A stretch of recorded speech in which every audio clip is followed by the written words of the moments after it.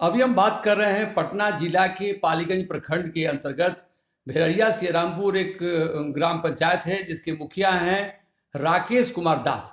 राकेश कुमार दास बहुत कम उम्र के मुखिया हैं और काफ़ी एक्टिव हैं। काम करने का जो इनका तरीका है बिल्कुल डिफरेंट है, क्योंकि युवा होने की वजह से लोगों के बीच में हमेशा जा पाते हैं, उनकी बात को समझ पाते हैं। आइए जानते हैं कि इस कोरोना काल में इन्होंने ग्राम पंचायत को लिए क्या किया है और भी जो योजनाएं हैं, योजना से जो जुड़ी बातें हैं, उसके लिए इनका क्या योगदान रहा है। राकेश जी, आप ये बताइए कि जिस पंचायत से आप बिलोंग करते हैं उसके लिए आप किसानों के लिए या वहाँ लोकल गाँव के लिए आपने क्या क्या किया है।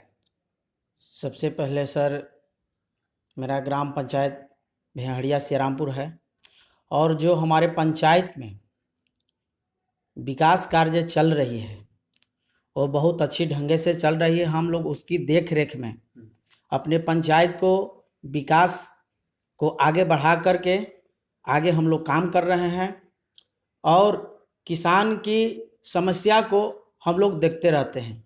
जहाँ पानी की व्यवस्था हो, नल की व्यवस्था हो, वहाँ पर हम लोग तत्पर होकर के काम करते हैं। हाल ही में ही पैंट टूटा हुआ था, उसमें हम लोग 4 नाला दिवा करके किसान के हित में काम किए। और जो हमारे पंचायत में एक पशु पेयजल बना है, जो हमारे इतना ही सुंदर चीज बना है, जो लोग बहुत जगह से लोग जा करके देखते हैं। क्या है उसमें खासियत? उसमें खासियत है कि वो पशु का पानी पीने के लिए एक मोटर गड़ा हुआ है और उसके लिए हौदा बनाया हुआ है। और हमारे गांव भेड़िया इंग्लिश से लगभग सोन नदी के किनारे चरने जाती है, जिसमें लगता है कि 500 से 600 जानवर जाता है। और ये मोटर सौर प्लेट से चलता है और सभी पानी पी करके ही जानवर चरने जाते हैं। ठीक है।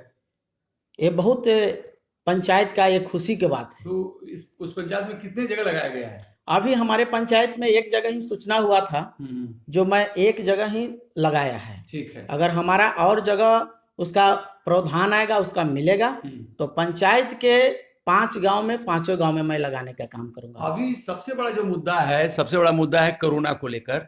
कोरोना को लेकर पूरे देश दुनिया में हंगामा है। सरकार के बहुत बड़े बड़े वादे हो रहे हैं, बड़ी बड़ी खबरें छप रही हैं, किस तरह से किया जा रहा है। आप भी बताइए कि कोरोना काल में जितने लोग बाहर से आपके पास आए, आपके गांव पंचायत में आए, उनके लिए आपके ने क्या व्यवस्था किया और सरकार ने उसके लिए क्या क्या व्यवस्था किया, ताकि उसके बारे में प्रकाश डालें आप। सबसे पहले तो सर मैं आपको बताना चाहता हूँ कि मेरे पंचायत में लगभग सभी राज्यों से मिलाकर लगभग 300 प्रवासी मजदूर आए हैं, जिसमें सबसे पहले हमारे प्रखंड लेवल पर खीरी मोड़ में बनाया गया था क्वारंटाइन सेंटर। उस पर जो भी प्रवासी मजदूर पहले आए उनको वहां रखा गया और उनको सुविधा वहां दिया गया। और उसके बाद फिर एक सूचना आया कि ग्राम पंचायत को पंचायत सरकार भवन में बनाना है। उसमें हम क्वारंटाइन सेंटर बनाए, जिसमें वहां का देख रेख और उसकी विधि व्यवस्था मैं अपने खुद स्वयं स्तर से किया है। जो हम लोगों का बोला गया था कि आपदा से दिया जाएगा प्रवासी मजदूरों के लिए खाना पीना के लिए, हम लोग के पंचायत स्तर पर कुछ नहीं दिया गया।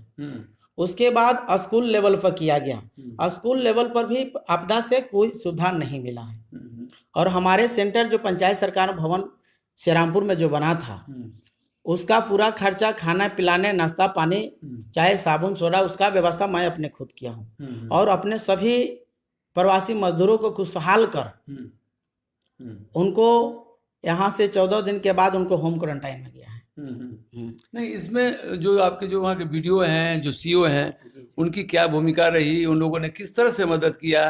दूसरी बात की अनाज को लेकर जो खबरें आ रही थी सरकार की तरफ से कि सब परिवार को अनाज दिया जाएगा, उसमें क्या किया गया? सबसे पहले सर तो पालीगंज प्रखंड के बीडीओ साहब और सीओ साहब, ये लोगों ने हमें आश्वासन दिए कि आप वहाँ पर सेंटर बनाइए, आपको वहाँ पर सहयोग किया जाएगा। लेकिन हमको सीओ साहब के द्वारा आपदा के माध्यम से कुछ भी सहयोग नहीं किया। इस बातों से मैं काफ़ी दुखी हूँ। और उस सेंटर का पूरा देख रेख और पूरा जिम्मेवारी के रूप में मैं काम किया है। आपके इलाके में कितने लोग पॉजिटिव पाए गए अभी तक? कितने कोरोना पॉजिटिव पाए गए और क्या कितने लोग की कोई घटना भी घटी है? हमारे पंचायत में जो खीरी मोड़ जो सेंटर बनाया गया था क्वारंटाइन सेंटर, उसमें हमारे पंचायत में जो महाराष्ट्र से आए थे उसमें 3 आदमी को पॉजिटिव पाया गया था, लेकिन उनको फिर सैंपल जांच करने के बाद 2 का नेगेटिव आया, फिर 1 का पॉजिटिव आया। उसको फिर यहाँ हॉस्पिटल भेजा गया। उसके बाद फिर उनकी जांच व्यवस्था कराकर सब कराकर फिर उनके घर वापस किया गया। जी हम दौरा किए थे आपके पंचायत का, तो लोगों ने कहा कि 8 लाख 9 लाख रुपया प्रत्येक मुखिया को दिया गया है। क्या आपको पैसा मिला, और अगर मिला तो उसका उपयोग आपने क्या किया? सबसे पहले तो सर ये जो 9 लाख की बात है, ये जो भी सोशल मीडिया और पेपर में चला है ये काफी झूठा है। जैसे पहले हम लोग का आते रहा था पंचम राज्य वित्त आयोग में जो राशि, वही राशि हम लोग के आया है। कोई पंचायत में 3 लाख, कोई में 3.5 लाख, कोई में 4 लाख, कोई 4.5 लाख, ऐसे जो आर्थिक जनगणना के अनुसार आया था। और ये जो 9 लाख की हवा थी ये काफी झूठा था, ये काफी झूठा था। हम सभी पदाधिकारी लोगों से मैंने मांग किया था कि ऐसा जो झूठे सोशल मीडिया पर चलाने वाले हैं उनके ऊपर कार्रवाई होनी चाहिए। जब 9 लाख रुपया राशि आएगा तो हम लोग अपने जनता के लिए, अपने क्षेत्र के लिए, अपने गांव के लिए दिन रात एक करके इस महामारी बीमारी में जुट होकर के हम लोग काम करेंगे। लेकिन ये सब हम लोगों का जो बदनामी किया गया है ये काफी दुख की बात है। हम लोग इस माननीय श्री मुख्यमंत्री साहब से भी हम आग्रह करेंगे कि ऐसा जो झूठे माने अफवाह फैलाया जा रहा है उनकी जांच कर उनको ऊपर कार्रवाई होनी चाहिए। क्या है कि हम लोग का जनप्रतिनिधियों को काफी हम लोग का माने बेइज्जती महसूस होने पड़ा है। नहीं, अनाज को लेकर जो था सरकार ने बोला कि मैं अनाज सबको देंगे, हर घर को पहुंचाएंगे, तो क्या जिस सिर्फ राशन कार्ड वालों को अनाज दिया गया, या उनको उसके पास कार्ड नहीं था उनको भी दिया गया? उसमें अनाज वाले में सिस्टम में क्या हुआ? सर सबसे पहले बात हुई कि जो व्यक्ति का राशन कार्ड बना हुआ था उन्हीं को कार्ड का भी राशन मिला और फ्री का राशन मिला। जो व्यक्ति का राशन कार्ड नहीं बना हुआ था उनको राशन फ्री या कार्ड का कोई राशन नहीं मिला है। ये बात का काफी दुख की बात है। जो आदमी जो यहाँ पर लागू हुआ कि फ्री में भी 5 केजी राशन और दाल दिया जाएगा, तो हम सरकार से भी आग्रह किए थे। हम लोग अगले पदाधिकारी साहब से लोग से सबसे बात किए थे कि जो व्यक्ति का राशन कार्ड नहीं है उनको मिलना चाहिए फ्री का। नहीं, मुख्यमंत्री ने कहा भी था कि ऐसे लोगों की जो मदद है 500-1000 रुपये का मदद हो, राशन का मदद, उनको मिलना चाहिए। तो इसीलिए मुख्यमंत्री का भी कई बार बात आया था, खबर छपी थी। लेकिन सर जो जिनका कार्ड बना हुआ था राशन कार्ड, उन्हीं का फ्री का मिला है, फालतू लोगों का नहीं मिला है। जिनका राशन कार्ड नहीं बना है उसको नहीं मिला है। बहुत से ऐसा लोग हैं कि उनकी चावल, दाल, आटा, आलू ये सब मैं अपने खुद स्तर से किया हूँ। मतलब जितने मुखिया सब लोगों ने इसे अपने लेवल पे किया? जी। सरकार की तरफ कोई मदद नहीं? जी नहीं, आपदा के रूप में हम लोग का कुछ व्यवस्था नहीं। आपदा को लेकर जो सरकार के वादे थे, जो सरकार की खबरें थी, सिर्फ खबरें ही थी। उसका कारण यह है कि आज आप जो बात कर रहे हैं, जो मुखिया से बात कर रहे हैं, इनका कहना है कि सरकार के द्वारा या सोशल मीडिया पर जितनी बातें चली हैं वो सिर्फ अफवाहें थी और सिर्फ झूठ थी।